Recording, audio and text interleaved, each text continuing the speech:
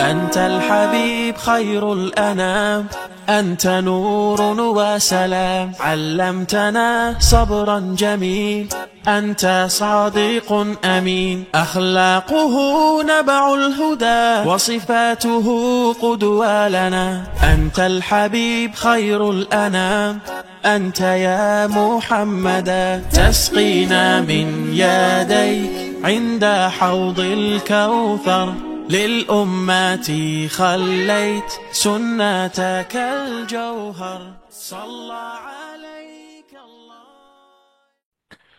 Amin insyaallah. Dokter, tak panjang kalam saya pagi hari ini karena sudah jam 6 waktu di sebagian barat juga. Untuk itu saya Iya, serahkan benar. sepenuhnya kepada Dokter Gustaf untuk memberikan materi pada pagi hari ini. Bismillahirrahmanirrahim.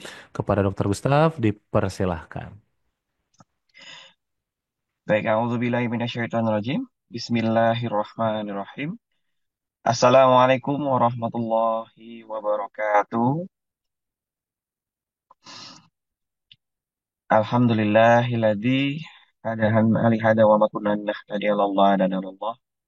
Asyhadu an la ilaha illallah wahdahu la syarikalah wa asyhadu anna Muhammadan abduhu wa rasuluhu la nabiyya ba'dah.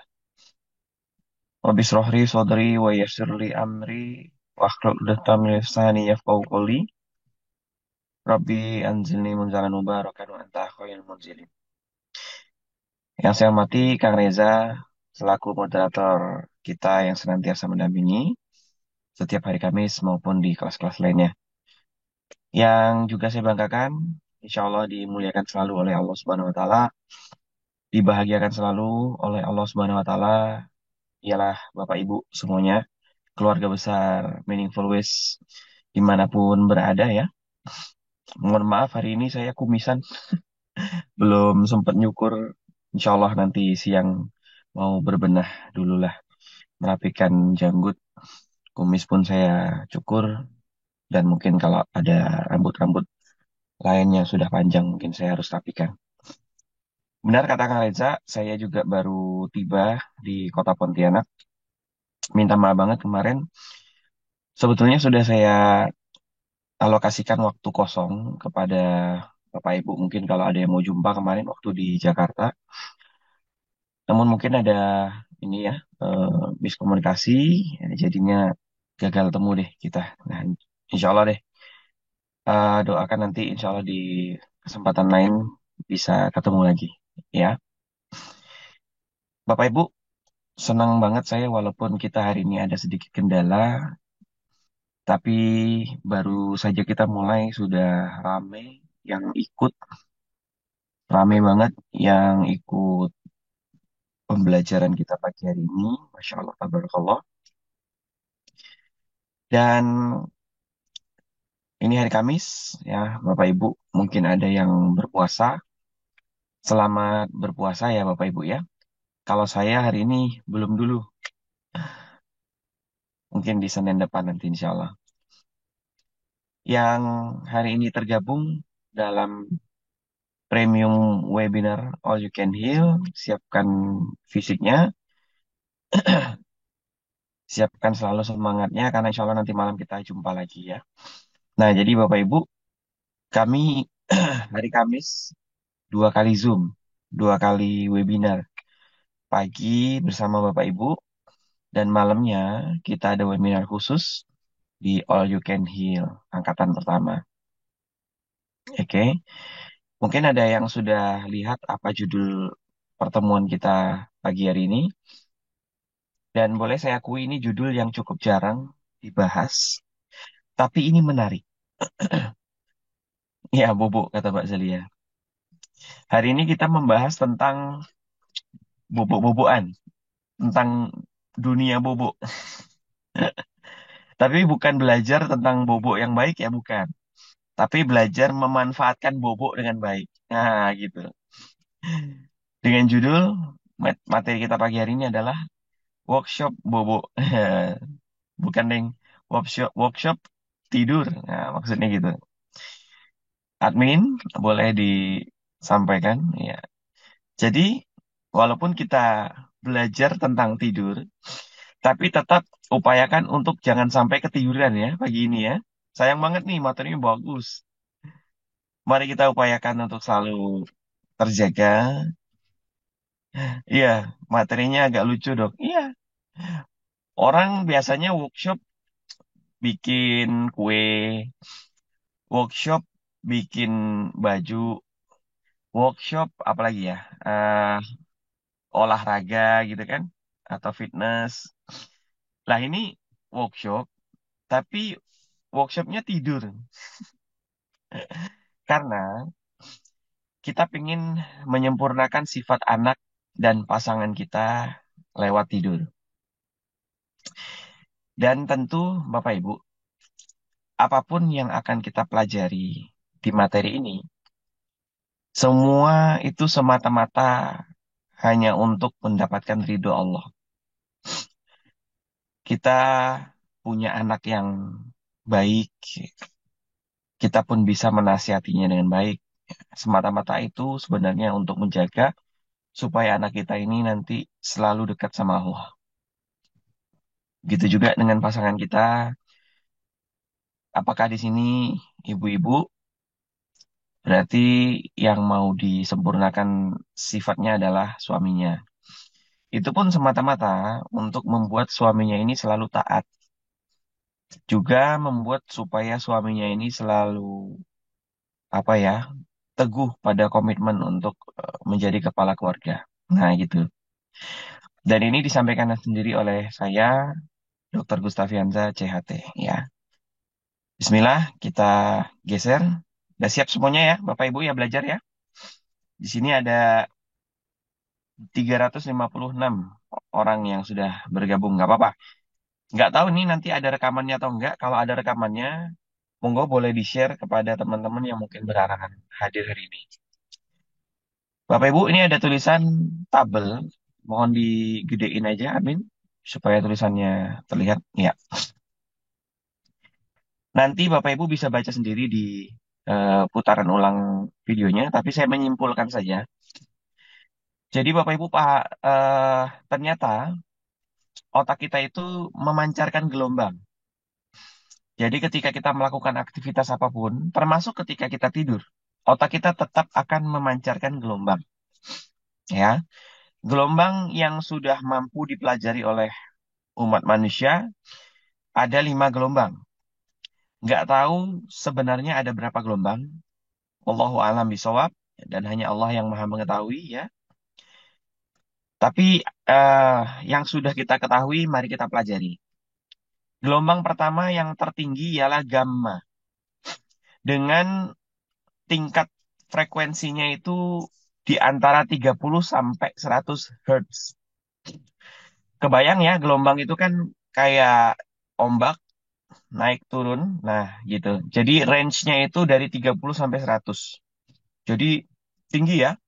Amplitudo getarannya tinggi banget. Dan ini biasanya muncul ketika kita sedang contoh lagi bahagia ya. Misalnya apa momen Bapak Ibu yang pernah dirasakan yang bahagia banget? Ya, misalnya pernikahan gitu ya. Terus kemudian yang bapak-bapak mungkin naik jabatan, dipromosikan, naik gaji gitu kan. Terus apa lagi? Ternyata juga terjadi ketika kita sedang marah. Jadi misalnya kita marah nih sama orang ya, mungkin lepas kendali lah misalnya.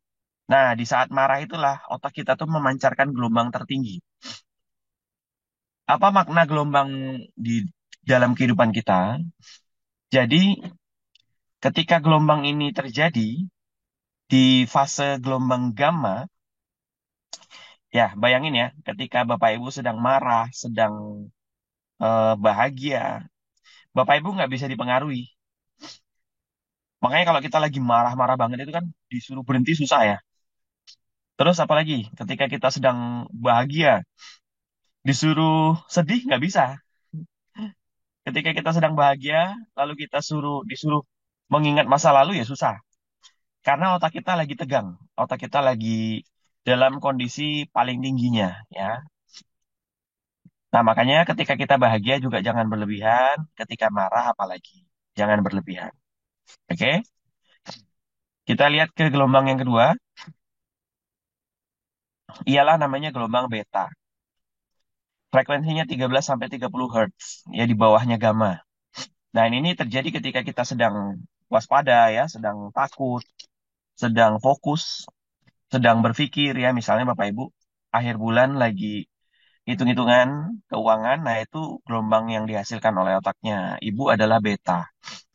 Dan ini kondisi kita masih sadar ya, masih sadar, tapi nggak juga lagi marah nggak, lagi seneng juga nggak. Intinya tengah-tengah lah, lagi fokus ya, kemudian lagi belajar, lagi berpikir, atau yang mungkin dalam kondisi waspada nih, misalnya Bapak Ibu lewat ke sebuah gang atau komplek malam-malam, nah itu kan kita takut ya. Nauzubillah min dzalik, misalnya ada orang yang bisa saja berbuat zolim gitu ya. Maka itu kemudian yang kita takutkan di situ. Nah, Bapak Ibu nggak apa-apa ini tulisannya nanti dibaca waktu videonya diputar ulang. Tinggal nanti ini Ibu apa dengerin aja apa yang saya ucapkan karena yang saya omongkannya adalah kesimpulan dari tulisan. Oke? Jadi tulisannya nggak terlalu begitu apa ya, nggak terlalu begitu penting lah untuk dibaca hari ini. Ya, yang penting dengerin aja dulu. Karena kalau saya tadi waktu pembuatan slide ini, saya mau gedein tulisannya, karena tulisannya ini banyak, jadinya berantakan. Ya, jadi ukuran yang ada ini adalah ukuran yang sudah maksimal, yang sudah bisa saya lakukan lah ya istilahnya ya. Jadi dengarkan aja dulu apa namanya ya penjelasannya. Nah nanti pembacaan ulangnya nanti ketika diputar videonya ya. Oke, baik dok katanya, Insya Allah. Kita lihat gelombang ketiga apa? Gelombang alfa. Bu, kalau kita lihat kan harusnya kan gamma itu kan di belakang ya, G ya. Terus B itu kan di atas. Apalagi alfa. Alfa itu paling atas, A ya kan. Tapi kok semakin ke bawah malah hurufnya semakin awal. Nah, itu jadi urutan gelombang otak itu memang tidak harus sesuai dengan huruf abjad. Dan ini sesuai dengan nama yang sudah menemukan gelombangnya saja, udah. Suka-sukanya dia. Gelombang tertinggi dikasih namanya gamma. Gelombang nomor 2 dikasih namanya beta. Baru gelombang yang agak rendah di bawahnya itu alfa. Dengan panjang gelombang atau tingkat frekuensinya ini 8 sampai 12 Hz. Ini terjadi ketika kita sedang rileks, sedang tenang, sedang sholat, sedang baca Quran, habis sodakoh, ya kan? Terus kemudian lagi dengar kajian. Makanya kalau di fase ini, biasanya ada terasa sedikit ngantuk. Ya, ketika kita lagi dengerin guru ngomong, dengerin ustadz atau ustazah ngomong, ceramah itu biasanya agak nguap-nguap, gitu kan?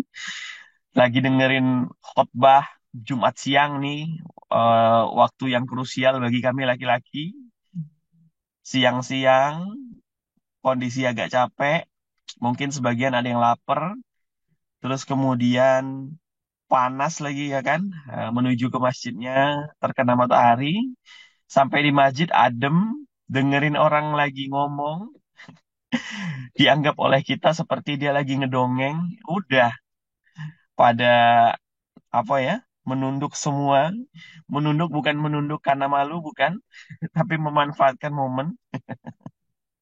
Jadi memang di fase alfa ini ya artinya kita sedang nyaman. Kita seperti dengar dongeng ya. Enggak ya. Bukan berarti saya mengatakan khotbah itu dongeng enggak ya. Tapi maksudnya mungkin karena ketika lagi capek, lagi nyaman, adem kan. Jadi suara khotib tuh jadi kayak dongeng jadinya. Jangan, jangan. Tetap kalau mau dengerin khotbah harus fokus.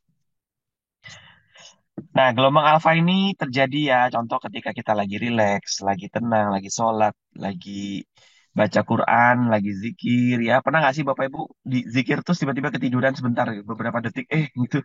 Habis itu bangun lagi gitu ya, zikir lagi. Terus kemudian Bapak Ibu pernah bawa motor atau mobil bisa ngelamun? Nah, kenapa? Karena gelombang otak Ibu sudah di fase alfa, turun dia. Makanya hati-hati ketika bawa motor atau bawa mobil, jangan ngelamun. Tetap fokus supaya gelombang otak kita tuh di beta. Nah, kalau otak kita turun di alfa, itu bahaya. Itu kesadaran sedikit turun, ya. Kepekaan kita atau kewaspadaan kita sedikit turun. Nah, coba kita lihat tuh. Titik waspada ada di gelombang alfa atau beta. Yang bisa baca, gelombang alfa atau beta. Waspada tuh di mana? Beta ya. Jadi, di titik beta kita itu baru bisa waspada. Nah, kalau kemudian kita bawa mobil, saking nyamannya mungkin karena dinginnya AC, ada pakai murotal Quran, jadi nyaman gitu kan. Belum lagi yang mungkin mobilnya mewah, jadi memang ergonomnya enak ya. Wah, turun deh tuh gelombangnya dari beta ke alfa. Akhirnya apa? Ketika sambil nyetir, mata sudah mulai berpaku pada satu titik saja. Nah, itu bahaya. Itu sudah masuk ke fase alfa. Oke. Nah, biasanya apa? Jadi kurang peka, kurang waspada. Tiba-tiba kebablasan lewat lampu merah. Harusnya sudah merah harus berhenti. Nah, ini kita kebablasan. Nah, gitu bahayanya ya. Ngantuk nanti di mobil. Mari kita lihat ke gelombang yang selanjutnya apalagi ya. Ialah gelombang theta. Nah, ini berarti di bawahnya lagi ya. Hertznya itu lihat tuh. Tingkat frekuensinya 4 sampai 7 Hertz. Dan ini terjadi pada saat kita sedang baru memulai tidur atau ketika kita sedang mimpi. Nah, nanti Bapak Ibu saya lihatkan grafik tidur ya. Jadi kita tuh ketika tidur grafiknya atau gelombang otak kita tuh naik turun. Jadi salah pendapat orang yang kalau ketika kita tidur itu hanya kita berada di satu titik gelombang. Itu salah. Ternyata kita bisa naik turun. Kalau Bapak Ibu pernah duduk di sebelah orang tidur, pernah nggak ngelihat fase mereka tuh lagi tidur nyenyak, terus nanti tiba-tiba bangun sebentar, matanya kayak kedip-kedip, terus lanjut tidur lagi. Ada tuh kayak gitu tuh. Kenapa? Karena memang gelombang otak tuh naik turun. Nah, gelombang theta, gelombang theta ini adalah gelombang ketika kita baru saja memulai tidur, atau ketika kita mendapatkan mimpi. Nah, jadi artinya ketika kita mimpi, sebetulnya gelombang otak kita naik. Harusnya ini di bawah theta masih ada lagi, yaitu apa? Delta. Nah, coba dibawa dulu, dibuka dulu, delta. Nah, delta itu tingkat gelombangnya lebih rendah lagi ya, 0,5 sampai 3 Hz saja.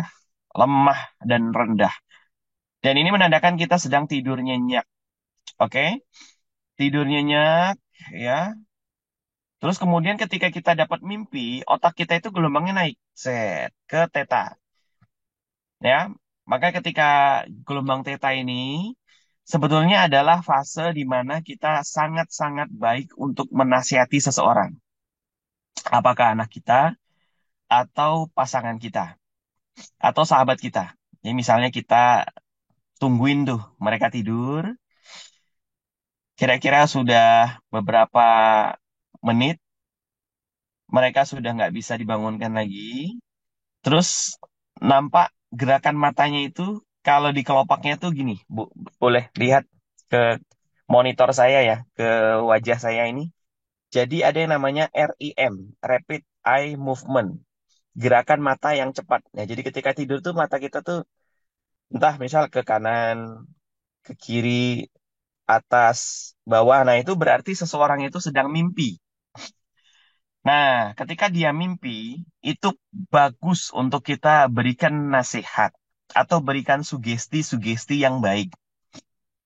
Tapi ada caranya. Nah, makanya kita kumpul pagi ini belajar bagaimana cara menasihati orang lain tanpa diketahui oleh orang itu bahwa kita pernah menasihati dia. Tapi dia melakukan nasihat itu. Nah, ajaib nggak tuh? Maha kuasanya Allah menitipkan ilmu ini kepada kita, gampang untuk dipraktekkan oleh siapapun. Dan Bapak Ibu, ini materinya sudah saya sajikan seaplikatif mungkin, tidak kental akan teori, tapi kental akan praktiknya, bisa dipraktekin kapanpun. Ya, betul kata Mbak Amanah, kita memang sedang mainkan di bawah alam sadarnya seseorang. Itu yang paling gampang. Kita kalau mau nasihatin orang, nasihati di bawah alam sadarnya. Bukan nasihati ketika dia sadar. Karena ketika seseorang sadar, logikanya main. Ketemu sama kita yang mau nasihati, dan logika dia berbeda, mental. Walaupun mungkin pada satu titik ada seseorang yang bisa menerima nasihat kita dalam kondisi sadar, yaitu ketika dia sedang dalam kondisi rileks, ya, di kondisi alfa. Makanya kalau mau nasihatin anak, cari titik rileksnya dia dulu di mana. Habis makan kah?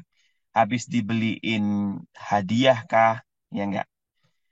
Habis diajakin jalan-jalan. Nah, itu bagus dikasih nasihat. Lah ini pas dia lagi kesel-keselnya, lagi marah-marahnya. Lihat, ketika orang itu marah, gelombangnya di mana? Di gamma atau di beta. Dua gelombang ini adalah dua gelombang yang nggak bisa menerima nasihat atau yang nggak bisa menerima sugesti atau perintah. Jadi kalau anak lagi marah, pasangan lagi marah, lagi kesel, biarin aja dulu. Nggak usah kemudian kamu tuh nggak boleh gini-gini. Wah, makin kesel. Bener, tunggu sampai dia itu sudah sampai di gelombang alfa. Jadi kan kalau ketika ada orang marah atau anak kita marah, tantrum, itu biarin. Nanti dia capek sendiri. Awalnya memang dia marah di gelombang gamma. Lalu kemudian kan capek. Akhirnya apa? Agak turun ke beta. Masih marah-marah lagi, capek lagi. Akhirnya turun sudah di alfa. Dia cuma bisanya nyandar sambil nangis, ya kan? Atau dia kalau yang laki-laki biasanya ke mamanya, mama gitu kan, apa nyandar gitu, maafin aku ya ma gitu, maafin abang ya ma. Nah, disitulah kita bisa menasehatinya karena dia sudah masuk ke gelombang alfa. Apalagi biasanya pada sebagian anak yang habis nangis-nangis kenceng gitu ya, kecapean dan sampailah dia ketiduran. Nah, berarti gelombang otaknya turun lagi ke teta. Gelombang teta itu paling bagus diberikan nasihat. Dia nggak bisa ngelawan. Kalau alfa kan orangnya masih bangun. Bisa aja dia ngelawan. Atau berargumentasi masih bisa. Tapi kalau udah teta dia kan udah diam, udah ngorok gitu kan. Udah kita titipkan nasihat, dia tetap dengar, Bu. Dan benar kata ayat Quran, saya lupa di ayat keberapa, bahwa ada peringatan dari Allah Subhanahu wa taala.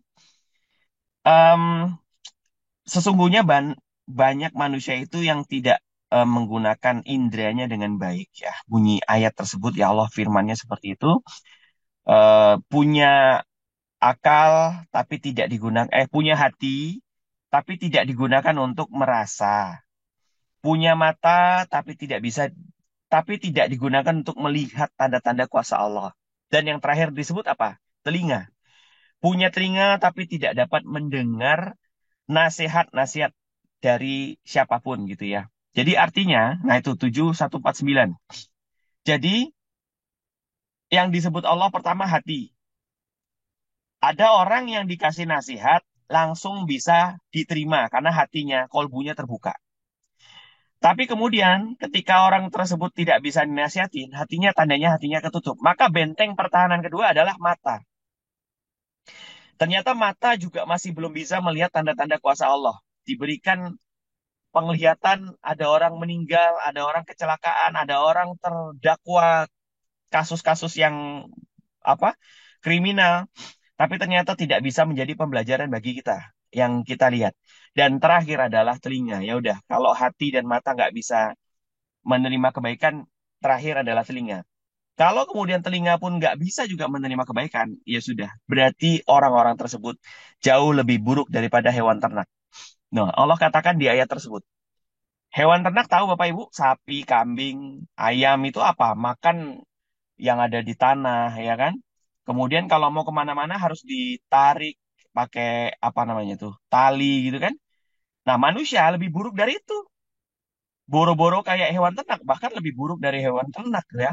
Itu adalah manusia-manusia yang hatinya mati, pandangannya mati, dan pendengarannya mati. Nah, tapi yang ingin saya tekankan di ayat tersebut adalah, ya, Allah mau ngasih tahu kita bahwa manusia itu terakhir adalah telinga.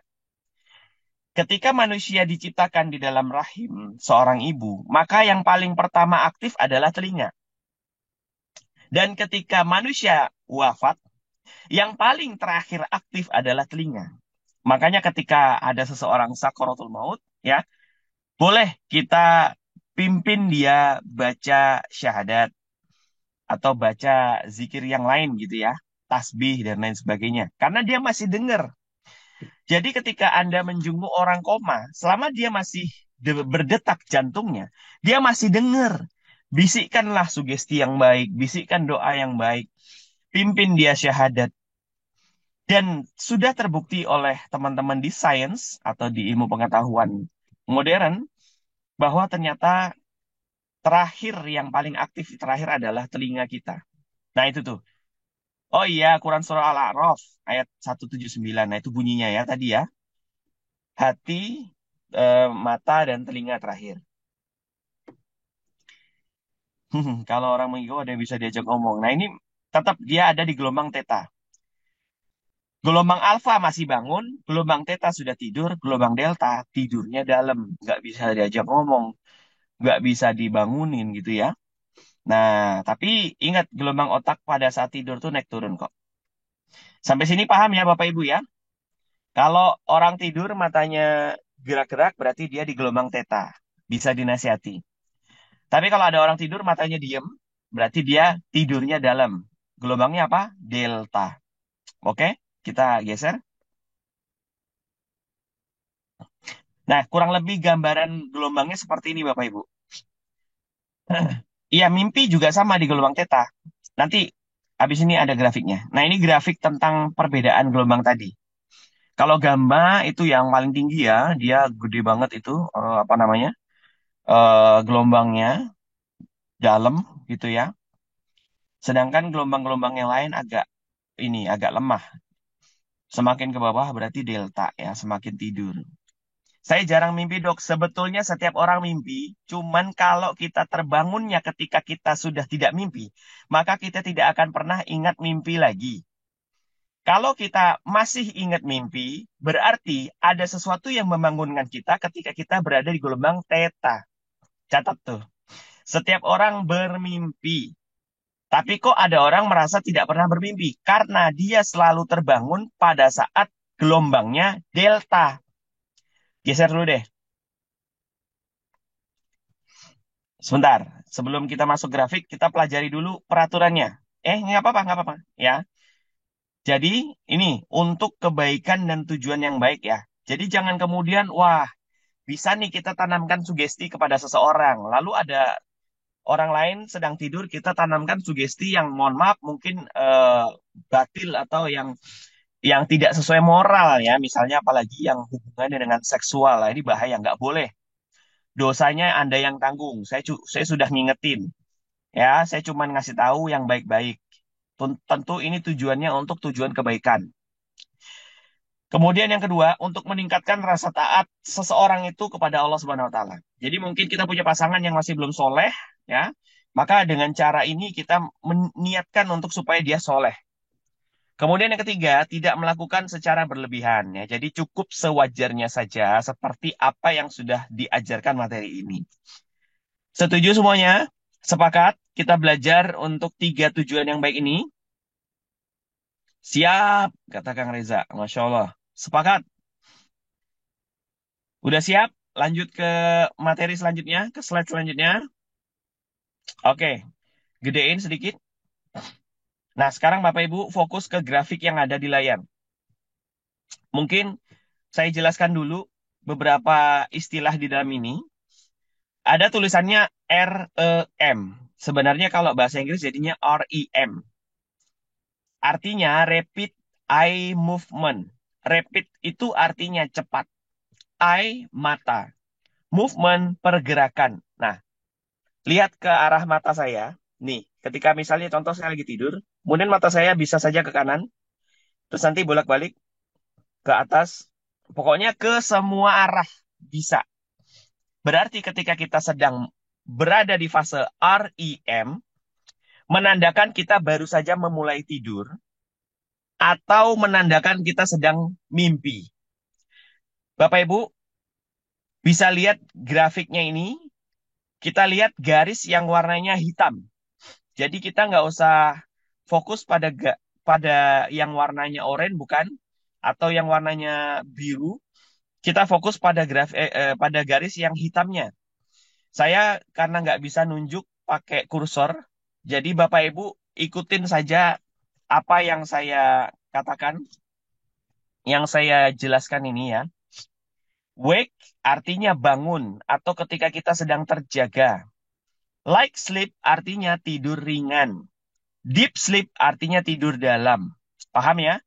Kalau kita ngelamun berarti kita berada di fase alfa, belum sampai theta. Theta tuh berarti kita sudah tidur. Nah, perhatikan coba dari kiri atas.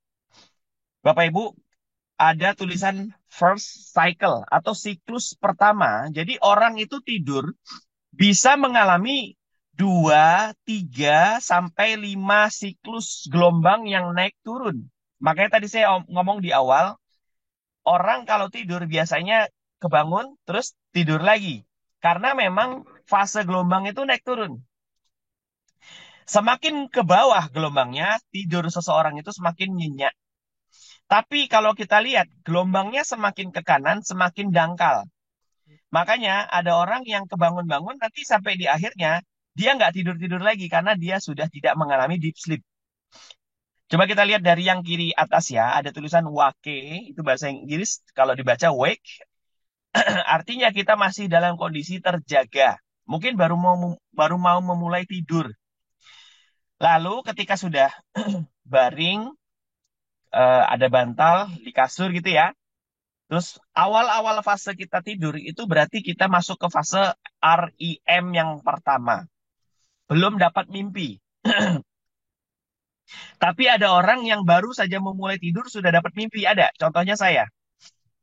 Orang-orang yang otaknya aktif dirangsang dengan belajar-belajar atau mempelajari hal baru biasanya dapat mimpinya banyak banget. Karena otaknya itu bekerja dengan sangat aktif. Nah, fase REM yang pertama sebelah kiri, gelombang yang paling kiri, itu ketika kita sedang baru mulai tidur. Matanya masih kemana-mana. Itu disenggol dikit bangun. Kemudian ketika sudah selesai fase REM, kita sudah mulai masuk ke fase tidur yang lebih dalam. Stage 1, berarti level 1, sudah masuk ke fase tidur dalam. Semakin ke bawah, stage 2, stage 3, stage 4, ya. Semakin keempat, berarti tidurnya semakin dalam. Telinganya sudah mulai non-aktif. Ada orang ngomong di sebelahnya, nggak ada yang dengar. Kita nggak dengar. Terus kemudian ternyata ketika tidur, seseorang itu sempat masuk ke deep sleep, stage 4, terus nanti dia naik lagi. Stage 3, stage 2, stage 1, dan barulah dia di situ mendapatkan mimpi yang kedua. Atau mimpi yang pertama di situ. Sampai sini paham nggak sih? Jadi siklus orang tidur itu banyak. Bisa satu siklus, bisa lebih. Kalau satu siklus biasanya yang dia hanya tidur siang sebentar, terus bangun. Biasanya hanya satu siklus saja. Nah, sekarang pertanyaannya, dok saya kok nggak pernah mimpi? Kalau Bapak Ibu kebangunnya tidak pas di fase REM, maka Bapak Ibu pasti akan lupa dengan apa yang dimimpikan. Karena otak itu secara otomatis menghapus memori ketika mimpi. Ketika kita sudah tidak berada di fase mimpi, memori yang terjadi waktu tadi mimpi dihapus. Nah, tapi ada orang yang merasa, oh tadi saya mimpi, ini kayaknya. Berarti Bapak Ibu ada sesuatu yang memberikan rangsangan kepada Bapak Ibu. Akhirnya Bapak Ibu bangun ketika berada di fase atau grafiknya berada di REM. REM ini.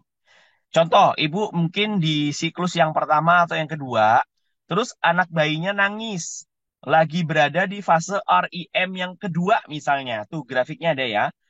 Grafiknya lagi naik setinggi REM, terus bayinya Anda nangis. Nah, itu kan masih inget tuh, mimpi tadi jalan-jalan ke pantai. Atau mimpinya mungkin ini ya agak menakutkan. Terus anak nangis, suara tangisan anaknya masuk ke dalam mimpi. Seperti ada orang yang teriak-teriak mau nyekek kita. Nah, itu kan keinget tuh. Jadi, semua orang bermimpi. Tergantung saja kapan Anda bangunnya. Kalau bangunnya pada saat fase deep sleep, ya, maka Anda tidak akan mampu mengingat mimpi secara penuh atau hanya beberapa persen saja yang diingat.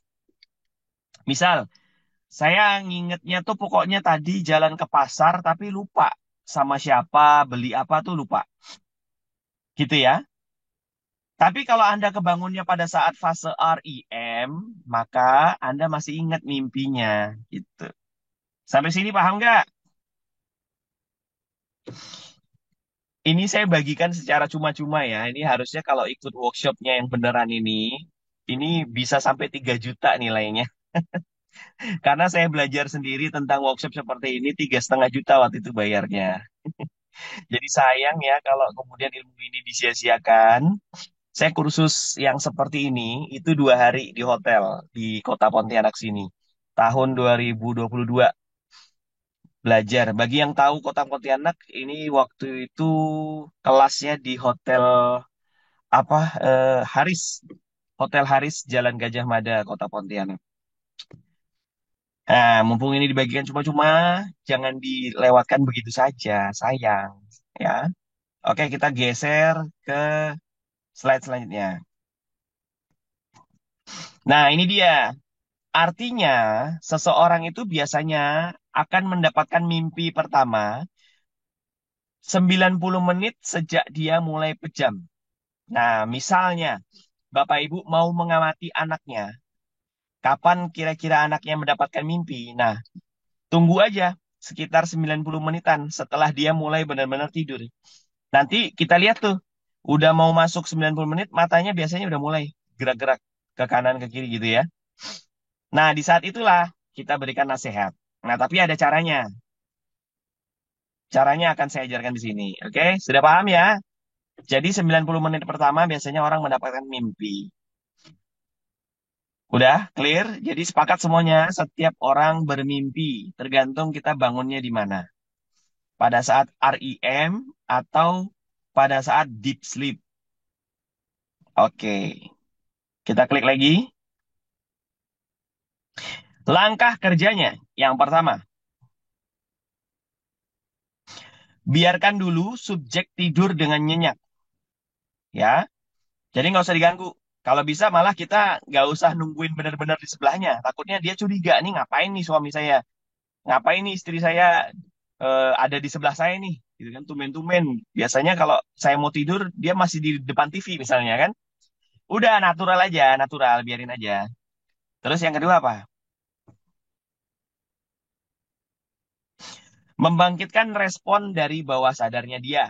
Nah, jadi ketika dia sudah mulai masuk ke fase tidur yang nyenyak, kemudian kita bangkitkan, naikkan gelombangnya dari yang delta naik ke theta. Jadi orang yang tidur dalam bisa kita tingkatkan gelombang otaknya dengan cara diberikan rangsangan. Rangsangan suara, rangsangan apa, sentuh, kepalanya diusap gitu ya. Nanti gelombangnya tuh naik tuh. Yang tadinya dia tidur dalam, dia naik. Semakin diberikan rangsangan, ya mungkin rangsangannya dicubit ya, dia makin bangun gitu maksudnya. Terus kemudian yang ketiga, mempertahankan kondisi. Jadi mempertahankan kondisi dia sedang tidur yang nyenyak ya. Kemudian yang keempat, oke, yang keempat ya memberikan sugesti atau nasihat ya sesuai dengan kebutuhan. Nah, yang kelima apa? Sugesti atau nasihat penutup. Nah, ini Bapak Ibu, nanti kalau nggak sempat nyatat, di screenshot saja ya teksnya ya. Nanti saya bahkan kasih teksnya. Materi ini tidak mengajak Anda untuk berpikir, tapi materi ini mengajak Anda untuk melaksanakannya. Oke, kita klik. Kita ke langkah kerja yang pertama. Biarkan dulu subjek tidur dengan nyenyak. Nah, tanda-tanda orang itu sudah tidur nyenyak, ya. Ialah yang pertama pernapasannya sudah berubah jadi pernapasan perut. Bukan pernapasan dada lagi, tapi perut. Kemudian yang kedua, wajahnya rileks. Ya, mungkin ada yang tersenyum sedikit gitu ya. Yang dari awalnya dia tidurnya tuh merengut gitu kan. Cemberut ya. Ketika sudah tidur lelap, wajahnya sudah rileks. Nah, ini bagus juga nih kalau suami-suami ibu perokok ya. Bisa kita titipkan sugesti yang bagus nih untuk supaya berhenti merokok. Insya Allah berhasil. Terus kemudian tanda-tanda orang tidur nyenyak yang mulutnya agak membuka. Ya biasanya ada yang ngorok juga ya. Terus kemudian biasanya dia tidak lagi dapat merespon adanya rangsangan suara ya, tidak terbangun ya. Jadi kalau kita ngobrol di sebelahnya tuh dia nggak bangun lagi. Nah itu artinya dia sudah ke gelombang theta atau delta. Dia sudah turun gelombangnya. Paham ya? Terus yang kelima dia dapat menggeser badannya tanpa terbangun. Jadi misalnya kita dorong badannya gitu kan. Kita dorong, terus nanti dia geser-geser gitu tanpa kebangun. Nah itu berarti tandanya dia sudah tidur lelap. Ini tanda-tanda orang sudah tidur nyenyak ya. Yuk kita klik lagi. Langkah kedua ialah membangkitkan respon. Nah tadi kan orang itu lagi di gelombang delta di bawah ya. Nah gimana supaya dia naik ke gelombang theta? Kita berikan dia respon, kita berikan dia rangsangan berupa rangsangan suara. Terus kita minta mereka untuk memberikan respon. Minta subjek untuk gerakan jari telunjuk. Bisa loh, beneran. Nanti ada ininya, teksnya. Diklik lagi. Mengapa jari telunjuk? Karena jari telunjuk yang paling gampang digerakkan. Nah, bahkan ini juga ber apa ya? Berkaitan dengan misal contoh ada orang lumpuh atau orang sakit berat, dia ingin tetap melaksanakan sholat, ternyata nggak bisa dalam kondisi duduk, nggak bisa dalam kondisi baring, bahkan nggak bisa dalam kondisi ngangkat tangan. Jadi ya udah pakai isyarat tangan aja. Misalnya kalau lagi apa berdiri tegak, tangannya diangkat. Nah nanti ketika ruku tangannya agak turun ke bawah. Nah itu loh. Karena memang gerakan jari tunjuk adalah yang paling gampang. Nah makanya saking gampangnya menggerakkan jari tunjuk ini, jangan kita gampang nunjuk orang, tapi tunjuklah diri sendiri. Nah gitu loh. Jadi ketika kita memberikan sugesti kepada orang pun, walaupun orang itu sedang dalam kondisi tidak sadar, kita juga nggak boleh langsung menjudge orang tersebut merasa diri kita yang paling benar. Nggak juga ya. Nggak boleh gitu juga. Oke, klik lagi. Nah ini teksnya Bapak Ibu. Boleh di outframe-kan dulu mungkin. Nah, orang Jawa nunjuk pakai jempol. Ya, satu jempol nunjuk ke orang itu, empatnya ini kembali ke kita sendiri. Gini kan? Gini kan? Nah nih, kelihatan nih. Satu ke orang lain, empatnya ke kita semua. Nah gitu loh. Nah ini teksnya Bapak Ibu. Kalau ada yang mau screenshot, inti dari percakapannya seperti ini. Jadi ya, Bismillah. Nah, ini ayah di samping kamu. Jadi modifikasi bahasanya silakan Bapak Ibu modifikasi sendiri, tapi intinya tetap ada kalimat-kalimat ini. Pertama, ini ayah di samping kamu. Nah, itu satu wajib. Kamu tidur aja dengan nyenyak, dengarkan suara ayah atau suara ibu. Kamu dengar suara ayah atau ibu, tapi kamu tidak bisa bangun. Kalau kamu dengar suara ayah, gerakkan jari ini sekarang. Sentuh. Jadi kita kasih tahu jari mana yang kita mau. Disentuh aja jari telunjuknya. Misal jari telunjuknya lagi tidur gini, apalagi tergeletak gini. Kalau kamu dengar suara ayah, gerakkan jari ini sekarang. Ah nih, dikasih nih. Sentuhnya lembut, nggak usah gini. Kalau gini ya bangun dia. Sentuh aja. Gerakkan jari ini sekarang. Nah, nanti dia akan memberikan, ah gini pun cukup. Jadi nggak mesti yang harus diangkat gini ya, cuman gitu pun cukup. Jadi artinya anak-anak yang mau diberi nasihat adalah anak-anak yang sudah tahu kalimat. Ya kalau masih 1 tahun ya susah. Ya paling nggak 2 sampai 3 tahun ke atas lah. Dia udah paham kalau disuruh tuh kayak gimana gitu ya. Jadi terserah kalimat Bapak Ibu seperti apa, tapi inti dari kalimatnya tetap harus ada yang ini. Nah, ini ayah atau ibu di samping kamu. Kamu tidur aja dengan nyenyak, dengarkan suara ayah.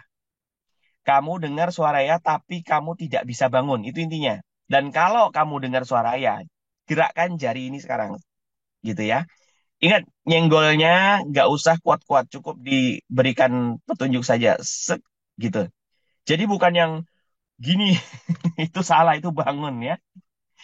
Terus kemudian, klik lagi. Kalau dia sudah memberikan respon. Nah, jika subjek sudah merespon, kalimat yang kedua, seperti ini. Bagus, ya.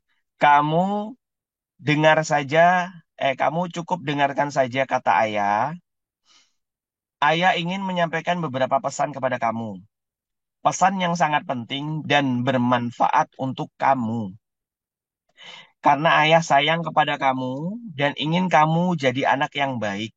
Ya, abaikan suara lain selain suara ayah. Nah, ini penting. Inti dari kalimat apapun yang akan Anda ucapkan adalah intinya di sini. Pertama, bagus, kamu tidur saja dengarkan kata ayah.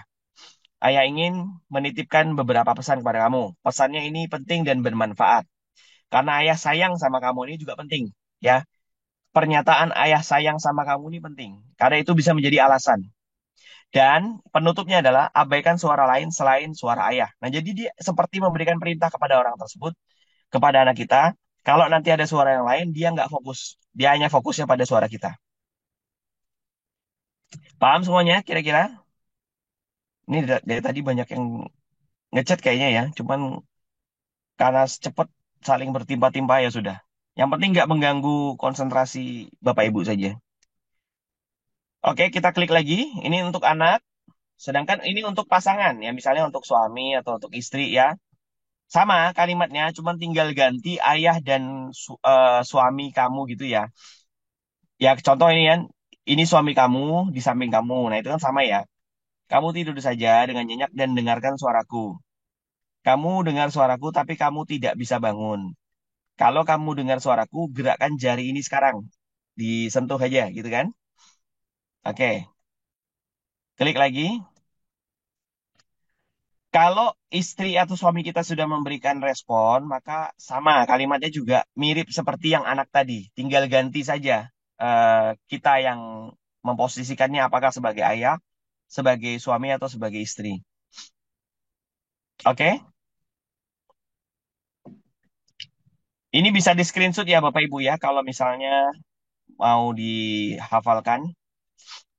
Sebenarnya nggak perlu dihafalkan mati benar-benar kalimatnya sama nggak. Karena kan setiap Bapak Ibu kan punya panggilan yang berbeda ya. Misal contoh, kalau biasanya Bapak ini sebagai suami dipanggil oleh Ibu sebagai istrinya itu dipanggil dengan Mas, ya nggak boleh juga langsung tiba-tiba ini aku suami kamu, ya nggak. Itu aneh jadinya. Ya, dengan bahasa sehari-hari saja. Ma, ini papa di samping kamu, di samping mama gitu kan. Mama tidur saja dengan nyenyak. Nah, ini hanya inti panduannya, ya, bukan patokan. Hanya panduan tapi patokan saja. Jadi kalimatnya tetap disesuaikan dengan kalimat Bapak Ibu sehari-hari. Kepada anak juga sama, kalimat yang sehari-hari, ya. Karena kalau ada yang berbeda, dia akan menolak. Nah, itu perhatikan. Oke, sudah? Yang mau ngafalin di screenshot dulu aja. Boleh. Oke, kita klik lagi. Step yang ketiga ialah mempertahankan kondisi. Kalimat untuk anak dan pasangan sama ya. Jadi ini kita tuh membuat dia tetap nyaman. Sekarang bermimpilah kamu sedang berlibur ke pantai yang indah sekali. Di sana kamu melihat laut yang mengalir, ombak yang lembut, dan banyak pohon di tepi pantai. Kamu berlarian di pantai sambil tertawa bahagia, dan seterusnya. Kalau Bapak Ibu masih mau menambah-nambah lagi, silakan. Kalau misalnya pinter mengolah kata ya, pinter merajut kata, silakan. Tapi kalau Bapak Ibu em, agak malu-malu atau mungkin sulit untuk merajut kata, ya sudah, cukup segini aja. Nah, jadi Bapak Ibu, kalau bisa, kita itu ajak dia bermimpi sesuatu yang ada kaitannya dengan air. Karena menurut teman-teman di traditional Chinese medicine atau teman-teman yang belajar tentang apa ya, energi atau vibrasi manusia, bahwa energinya manusia itu berkaitan dengan aliran dan air atau yang mengalir itu berhubungan dengan energi. Fitrahnya energi itu harus ngalir. Kalau energi itu stagnan, maka akan muncul penyakit. Nah, yang teman-teman yang belajar di premium webinar bareng saya pasti paham banget nih. Energi harus tetap mengalir. Kalau energinya stagnan, muncullah penyakit. Maka ketika kita ngajakin orang tersebut mimpi pun, mimpinya harus kita atur yang berhubungan dengan air. Misal contoh ya, contoh mimpi yang lain. Saat ini kamu sedang berada di tepi Sungai Mahakam misalnya. Kamu lihat aliran Sungai Mahakamnya yang deras, ada beberapa kapal yang sedang berlayar di atasnya, ya kan?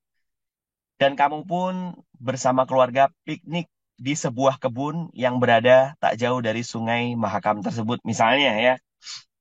Oke. Jadi intinya tetap kita ambil istilah sungai, danau, laut, air.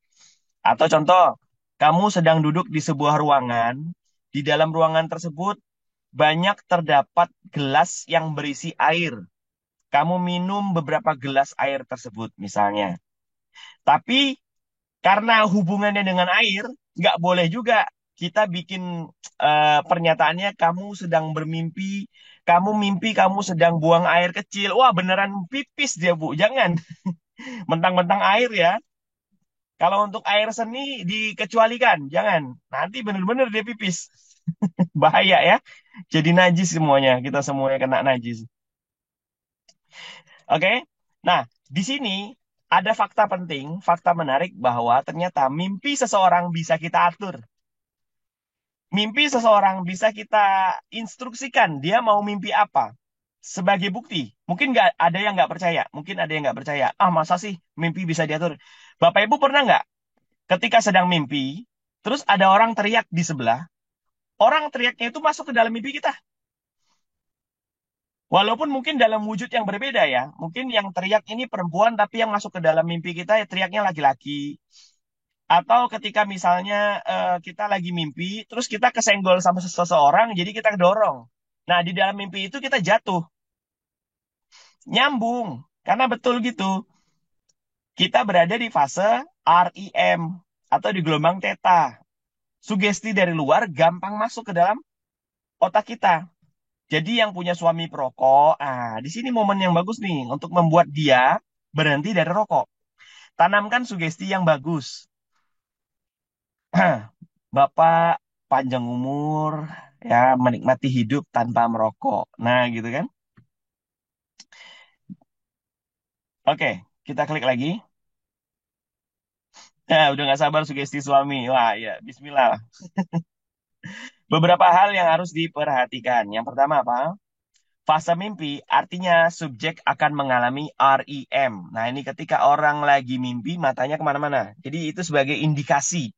Sebagai indikator, maaf. Sebagai indikator orang yang mau kita berikan sugesti apakah sudah mimpi atau belum, lihat aja gerakan matanya. Nah, gitu ya. Terus yang kedua apa? REM tidak dapat dipalsukan. Jadi mungkin ya, Bapak Ibu merasa orang ini pura-pura nih. Sebenarnya dia lagi bangun, cuman dia malu. Jadi ternyata REM itu nggak bisa dipalsukan, Bapak Ibu. REM itu rapid eye movement, gerakan mata yang cepat. Kalau orang tidur ada nggak? Pernah? Pernah nggak Anda melihat orang tidur matanya gerak-gerak gitu ya? Nah itu REM, rapid eye movement, pergerakan mata yang cepat. Ternyata Bapak Ibu, REM tidak dapat dipalsukan. Jadi jangan takut orang itu berpura-pura. Enggak. Karena gini, coba Bapak Ibu lakukan sekarang sambil nyandar, tutup matanya, terus gerakkan bola matanya kemana-mana. Siapa yang mampu melakukan REM lebih dari 5 menit? Boleh tulis di kolom komentar. Kenapa kok saya berani nantang? Bu, Pak, 1 menit aja kita lakukan REM, mata kita pegel. Tapi kok orang tidur bisa? Karena orang tidur yang menggerakkan matanya adalah alam bawah sadar. Kalau ketika kita sadar, yang menggerakkan mata itu adalah alam sadar kita. Ototnya beda, energinya beda. Jadi kalau Anda berada di sebelah orang yang lagi REM, dalam tidurnya berarti dia benar REM. Nggak usah takut dia pura-pura. Nah, gitu ya kuncinya ya. Oke, kita klik lagi. Misi kita mau menanamkan sugesti ini sudah separuh berhasil jika mata subjek mulai bergerak dan bahkan berkedip-kedip. Jadi kayak kayak mau bangun tapi nggak bangun-bangun gitu ya. Kedip. Nah, gitu ya. Ini berarti sudah hampir berhasil kita nih. Nah, oke, klik lagi. Di fase ini, kita juga dapat mengontrol mimpi subjek. Ya, bisa ya. Oke, paham ya semuanya ya Bapak Ibu ya.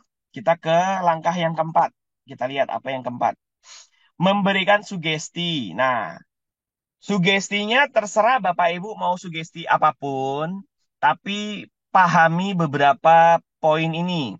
Yang pertama, menyusun sugesti yang benar. Seperti apa sih? Sugesti yang benar itu, klik ayo. Gunakan bahasa sehari-hari yang mudah dipahami. Oh, langkah 3 belum di SS. Yuk, balik sedikit, admin. Langkah 3 di SS ya. Agak cepat ya, Bu ya. Udah jam 7 kurang.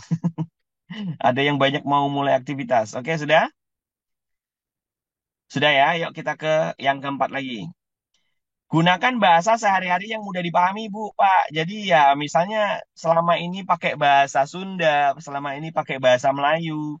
Lalu tiba-tiba pas nanamin sugesti pakai bahasa Indonesia formal, ya, itu akan ditolak mentah-mentah. Jadi pakai bahasa sehari-hari saja, gitu ya. Lalu kemudian yang kedua, lebih baik gunakan kata positif ya. Misalnya mau mensugesti orang tuh jangan nakut-nakuti, jangan banyak melarang. Tapi sugesti itu ya misalnya contoh orang mau suami kita perokok ya kan. Jadi kita berikan sugesti, Bapak mulai besok Bapak akan menjalani hidup yang sehat ya. Bapak akan lebih banyak olahraga, Bapak lebih banyak makan sayur dan buah ya. Terus kemudian Bapak menyenangi gaya hidup sehat. Nah, gitu-gitu loh. Berikan kata positif yang bagusnya begitu. Klik lagi. Spesifik aja. Jangan banyak nasihat dalam satu kali percobaan, Bu. Wah, ini bener mentang-mentang suaminya banyak banget kekurangan dan kesalahannya. Lalu dihabiskan diborong dalam satu malam nggak bisa, Bu. Satu-satu. Misalnya suami kita perokok, suka bergadang, suka konsumsi gula, males olahraga. Lah, empat-empat ini nggak boleh langsung dalam satu malam. Satu-satu. Malam ini tentang rokok dulu, besok tentang olahraga, besoknya apa gitu, satu-satu aja. Ya, oke klik lagi. Sing sabar. Berikan alasan yang baik mengapa harus melakukan sugesti tersebut. Jadi misalnya kita sugesti suami atau istri kita atau anak kita untuk hidup sehat, berikan alasan karena ayah pengen melihat kamu tumbuh besar yang sehat panjang umur. Ayah pengen kamu jadi anak yang berprestasi, ya. Karena aku pengen kamu menjadi suami yang taat, suami yang satu surga bersamaku. Nah, misalnya ya, bisa kayak gitu. Jadi kan berikan alasan. Jadi jangan cuma sugesti saja, tapi titipkanlah alasannya kenapa. Oke, klik lagi. Supaya sugestinya permanen, nah, apa nih? Yang pertama apa? Tidak merugikan dan membahayakan subjek. Dok, ini sugestinya tiap malam. Kalau satu kali percobaan berhasil, besoknya dia melakukan apa yang disugestikan, yang sebelumnya nggak pernah olahraga, dia tiba-tiba besoknya olahraga, berarti berhasil, cukup sekali. Tapi kalau besoknya belum ada menunjukkan hasil, nah ulangi 3 sampai 5 kali. Nggak apa-apa. Semakin sering sugesti diulang, semakin melekat. Nah, ini supaya sugestinya permanen, maka yang pertama tidak merugikan dan membahayakan subjek. Nah, ini mentang-mentang subjeknya nggak bisa melawan, kita berikan dia sugesti yang berbahaya ya. Kamu mulai besok akan suka banget lari di tengah jalan. Mulai besok kamu akan lompat di atas genteng setiap rumah. Nah, gitu kan? Nah, apapun yang merugikan dan membahayakan subjek, subjek itu akan sadar. Besoknya dia mungkin akan melakukan. Kok kayaknya ada yang merintahin aku lari tengah jalan ya? Tapi kan bukannya itu berbahaya. Nah, dia akan terus akan melawan. Karena kan alam bawah sadarnya tetap akan mempertahankan tubuhnya dalam kondisi aman. Sehingga diberikan sugesti yang buruk, alam bawah sadarnya akan menyadari bahwa ini buruk. Gitu loh. Jadi supaya sugestinya bertahan lama, berikan sugesti yang tidak merugikan dan tidak membahayakan subjek. Contoh yang anaknya main HP, diperintah sugesti nanti kamu akan lebih menyenangi baca Quran 5 kali per hari. Ya, 5 kali khatam satu harinya. Wah, itu kan menyiksa. Satu hari bisa 1 kali khatam aja udah syukur. Ini 5 kali. Nah, itu akan dilawan sama si anak. Alam bawah sadarnya anak akan merasa ini merugikanku. Gitu loh. Mentang-mentang harus lepas dari handphone, lalu kemudian berikan sugesti kamu akan menyenangi menghatami Quran 5 kali per hari. Waduh. Nah, itu sugestinya nggak awet. Dia akan melawan sugesti itu. Oke, klik lagi.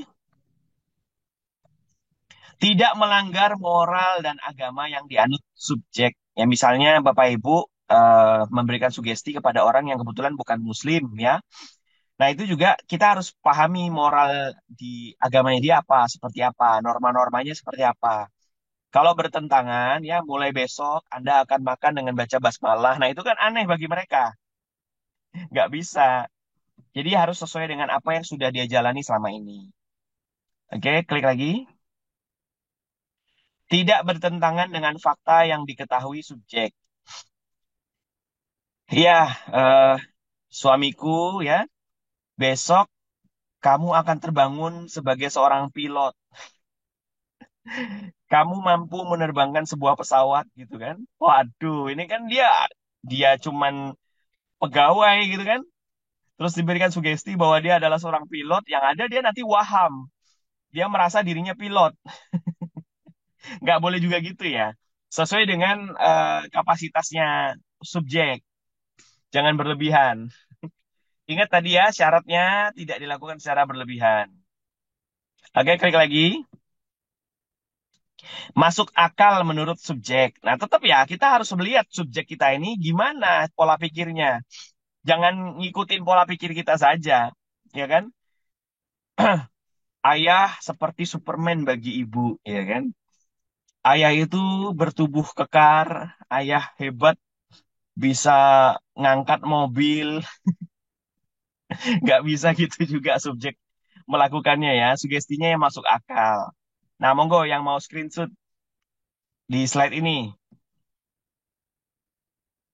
Sugesti biar naik uang belanja. Nah, itu pun kalau masuk ke dalam akalnya. Misal contoh, income-nya suami 10 juta per bulan. Kalau memberikan uang belanja 5 juta kan masih masuk akal. Nah, ini yang nggak masuk akal. Gajinya suami 4 juta per bulan. Minta uang belanja 6 juta. Nah, itu kan nggak masuk akal. Maka sugestinya akan dilawan. Oke, sudah ya. Kita klik ke slide yang berikutnya. Nah, ini sugesti penutup, Bapak Ibu. Ini untuk anak. Apapun yang akan Bapak Ibu ucapkan, tapi intinya ada di sini. Bagus sekali. Mulai sekarang dan seterusnya, kamu akan melakukan apa yang sudah ayah sampaikan dengan senang hati. Itu kuncinya. Pertama. Kunci kedua, ketika kamu bangun, kamu lupa dengan apa yang ayah katakan padamu, tapi kamu akan tetap melaksanakan nasihat ayah dengan senang hati. Nah, itu kunci yang kedua. Kunci yang ketiga, persilahkan dia untuk lanjutkan tidur. Jadi jangan dibangunin. Biarin aja. Sekarang lanjutkanlah tidurmu dengan nyenyak. Udah, besok pagi dia lupa. Dia nggak akan sadar bahwa ayahnya pernah ngomong ini tadi malam. Gitu ya. Apapun sugestinya, maka penutupnya di sini. Oke? Nah, sekarang untuk pasangan. Klik. Sama, kalimatnya sama. Tinggal ganti saja kata gantinya. Oke? Monggo kalau mau screenshot. Kalau misalnya untuk sahabat ya tinggal diganti saja subjeknya. Oke, sudah. Kita klik lagi. Nah, semoga berhasil ya. Lakukan dengan sebaik mungkin untuk tujuan yang baik, bukan untuk menjauhi Allah, tapi sebaliknya untuk mendekatkan diri kita kepada Allah, anak kita, pasangan kita kepada Allah, untuk kemudian anak dan pasangan kita menjadi pribadi yang baik, menjadi pribadi yang soleh, solehah. Amin. Amin ya robbal alamin. Boleh back dulu ke slide keempat. Apa ke cara keempat tadi belum ter screenshot. Monggo silakan. Yang mau screenshot silakan.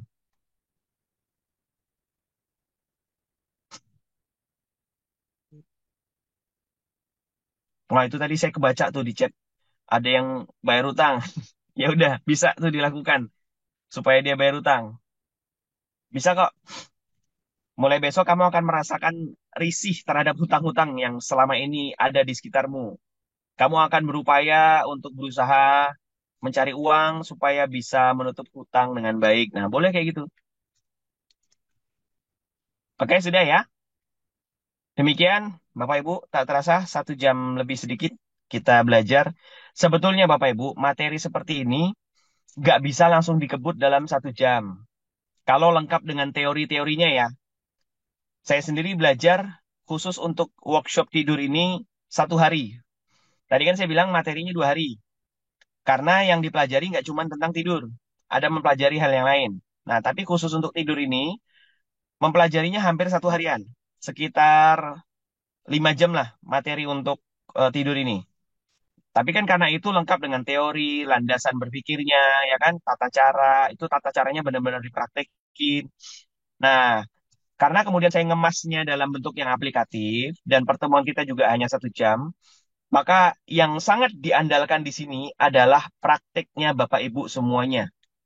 Baca lagi slide-nya tadi yang sudah dicatat atau yang di screenshot, atau tonton sekali lagi video materi kita ini, baru kemudian dipraktekkan ya supaya kemudian ketika praktek tuh lebih pede, lebih apa ya, lebih lugas dalam ngomong dan intinya bahasa yang digunakan bahasa sehari-hari. Jangan berubah. Kalau misalnya sehari-hari Bapak Ibu pakai bahasa Minang atau bahasa daerah yang lain, maka kemudian jangan kemudian tiba-tiba ngomongnya pakai bahasa Indonesia yang formal. Beda ya, terasa beda banget. Demikian, saya kembalikan kepada Kang Reza. Terima kasih ya Bapak Ibu ya atas perhatiannya. Tadi saya lihat bahkan genap 570-an orang yang Ya. belajar bareng, Masya Allah, Tabarakallah. Yang baik-baik datang dari Allah Subhanahu wa Ta'ala, yang kurang baik datang dari diri saya pribadi. Untuk itu saya minta dimaafkan. Wabillahi taufiq wa hidayah. Wassalamualaikum warahmatullahi wabarakatuh. Waalaikumsalam warahmatullahi wabarakatuh. Syukran, jazakallah khair, Dokter Gustaf pagi hari ini. Masya Allah, ilmu yang luar biasa banget ya Bapak Ibu sekalian. Dan ini ilmu yang bisa kita praktekkan, bisa kita aplikasikan. Seberapa berdampak, ya seberapa sering juga kita untuk terus coba prakteknya gitu. Dan bagi yang tertinggal tadi, ada yang minta slide-nya ketinggalan, kemudian nanya materi rekamannya juga. Boleh disimak siaran ulangnya di YouTube seperti biasa. Nanti linknya akan dibagikan di grup Meaningful Ways, Bapak Ibu sekalian. Jadi pastikan sudah tergabung dengan grup Meaningful Ways ya. Jadi nanti rekamannya akan ada di sana. Termasuk nanti kita capture-capture lagi tuh materi-materi yang mungkin terlewat sambil murojaah. Nah, kita bisa untuk terus memperdalam ilmu kita. Dan bagi yang mungkin hari ini mendapatkan begitu banyak manfaat dari apa yang disampaikan oleh Dr. Gustaf melalui webinar Meaningful Ways dan ingin terus support agar Meaningful Ways ada terus setiap harinya menjadi bagian gerakan kami, gerakan dakwah di Meaningful Ways, boleh banget Bapak Ibu sekalian. Yuk sama-sama kita berjuang, bergerak bareng-bareng untuk menghadirkan ilmu-ilmu yang bermanfaat setiap paginya melalui webinar Meaningful Ways dengan berbagai tema, berbagai guru, ustadz, ustazah, para dokter yang luar biasa, live coach juga ada gitu ya. Jadi silahkan bagi yang ingin support kami, boleh banget langsung ke BSI yang ada di nomor di rekening nomor rekening yang ada di kolom chat. Nah, itu dia. Tinggal di copy paste, salin tempel 766 711 3339 atas nama Meaningful Ways ya. Atau ada Krisnya nih, udah ada nih QR code-nya yang kemarin nanya-nanya, mana Kang Reza biar saya gampang tinggal scan aja dan nggak kena apa namanya biaya administrasi ya. Kalau Kris itu kan nggak ada biaya administrasi ya. Berapapun kita mau masukin ke krisnya orang lain tuh tinggal di scan, masukin nominalnya, nama enggak. Ini mudah-mudahan menjadi langkah kita bareng-bareng untuk bisa terus istiqomah berbagi dan membagikan ilmu yang bermanfaat. Tuh, Kak Hadijah juga sudah mengingatkan. Ditunggu ya, setiap jam 11 insya Allah kita akan bagikan link rekamannya. Dan terima kasih banyak juga kepada Bapak Ibu keluarga besar Meaningful Support Program yang terus mengupayakan setiap hari, setiap pekan, bahkan setiap bulannya. Dan bagi yang mau bergabung dengan keluarga besar MSP juga boleh banget Bapak Ibu. Nah, jadi nanti setiap pertanyaan-pertanyaan mungkin yang masih menggantung di setiap sesi webinarnya gitu ya. Pengen lebih intens lagi bersama pemateri kita, khususnya Bunda Ambar dan Ustadz Indra Firmansyah yang membersamai kita di grup Meaningful Support Program. Yuk, yuk, yuk. Banyak banget tuh pertanyaan dari keluarga besar MSP yang sudah mulai dijawab-jawab sama Ustadz Indra gitu ya, sama Bunda Ambar juga. Kita ngobrol lebih banyak dan insya Allah kita dibimbing nih oleh beliau-beliau yang luar biasa. Jadi silahkan bagi yang mau bergabung dengan keluarga besar MSP tinggal diklik juga nih link pendaftaran yang ada di kolom chat. Atau boleh langsung hubungi Kak Hadijah kalau misalkan ada pertanyaan-pertanyaan. Dan jangan lupa juga untuk Bapak Ibu yang baru kali pertama bergabung bersama Dr. Gustaf ingin mengenal beliau lebih lanjut ilmu-ilmunya yang luar biasa. Nah, beliau juga ada e-book Bapak Ibu sekalian Sunnah Fit judulnya dan alhamdulillah ini udah banyak yang merasakan manfaatnya. Keluarga besar Meaningful Ways tuh sudah 300 orang lebih praktik dari Sunnah Fit ini dan mendapatkan manfaatnya. Bagi yang butuh, mangga silahkan boleh juga langsung klik yang ada di kolom chat linknya. Nah, nanti bisa didapatkan untuk ebook Sunafit bersama Dr. Gustaf. Itu ya untuk info-infonya pagi hari ini dan insya Allah besok kita ada kelas lagi. Oh, satu lagi. Ada kelas eksklusif di pekan ini, jangan lupa. Nah, ini khusus untuk ibu-ibu, untuk akhwat, untuk perempuan yang luar biasa di luar sana yang lagi ingin jeda, yang sedang lelah mungkin dengan segala rutinitasnya, entah itu di rumah atau di pekerjaan atau ngasuh anak-anak, apalagi sekarang sudah mulai masuk anak sekolah gitu ya. Bunda Ambar aja sudah terpantau tadi di layar sedang nyetir, sedang driving gitu, mengantarkan anak-anaknya. Masya Allah, sehat-sehat Bunda. Nah, insya Allah pekan ini kita akan belajar bersama beliau nih. Bersama Bunda Ambar dan Bunda Sukma dengan tema Jeda yang Kupilih. Untuk jiwa yang tak ingin hanya berjalan tanpa arah. Siapa yang lagi kehilangan arah atau mungkin yang sedang lelah banget nih nggak tahu mau ngapain kok kehilangan makna. Yuk kita jeda bareng-bareng bersama Bunda Ambar dan Bunda Sukma. Insya Allah ini kelas khusus muslimah ya. Iya dianjurkan untuk muslimah di luar sana, para ibu yang luar biasa yang sedang berjuang untuk keluarga, untuk pasangannya, untuk anak-anaknya. Yuk sama-sama kita merawat diri kita. Dan itu untuk info-infonya pagi hari ini dan besok juga insya Allah kita ketemu dengan Bunda Ambar di setiap hari Jumat di regular webinar bersama Meaningful Ways. Dan pagi hari ini juga terima kasih masih 440 lebih nih orang yang hadir tadi di 650 betul. Dan Dokter Gustaf mungkin ada yang mau disampaikan sebelum kita tutup webinar kita pagi hari ini sebagai Meaningful Ways statement pagi hari ini. Mangga dokter. Ya, baik. Bapak Ibu, ketahuilah bahwa setiap ilmu apapun bisa menjadi pisau bermata dua. Dia bisa digunakan untuk kebaikan, juga bisa digunakan untuk keburukan. Jadi, jangan pernah mengecap suatu ilmu yang didengar selama ilmu itu dapat dipertanggungjawabkan. Jangan kemudian kita selalu mengharamkan atau melihat ilmu tersebut dari sisi yang buruk saja. Termasuk metode yang barusan tadi kita pelajari, barangkali mungkin ada orang kelak ketika melihat Bapak Ibu praktek, lalu kemudian, wah ini nggak boleh nih praktek kayak gini. Ya sudah, tinggal kita lakukan saja yang baik-baik, dan kita melakukan ilmu-ilmu seperti ini dan ilmu-ilmu yang sudah kita pelajari sebelumnya, semuanya dilakukan untuk yang baik. Dan ingat selalu pesan saya tadi, ilmu apapun bisa saja menjadi pisau bermata dua. Tergantung cara kita menggunakannya. Apakah kemudian pedangnya Khalid bin Walid digunakan untuk membunuh umat muslim? Dan ternyata beliau menggunakan pedangnya untuk membunuh kaum kafir yang melawan atau kaum kafir yang hendak menyerang dan membunuh Nabi Muhammad SAW pada saat itu.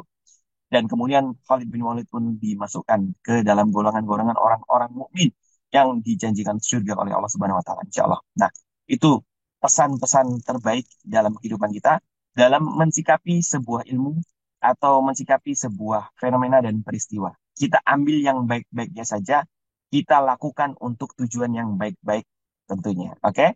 Terima kasih Bapak Ibu semuanya yang sudah berkenan menyimak. Silahkan praktekkan. Selamat mencoba dan ingat, praktekinnya dengan cara yang santai, tidak ada yang berubah, tidak ada yang mencurigakan, seperti natural saja, seperti biasanya. Jazakumullahu ahsanal jaza. Sampai jumpa di pertemuan selanjutnya. Buat teman-teman yang premium webinar, sampai jumpa nanti malam. Insya Allah nanti malam kita pertemuannya singkat aja, tapi materi yang kita pelajari dalam dan masih dalam puncak materi dalam 11 pertemuan kita selama All You Can Heal ini.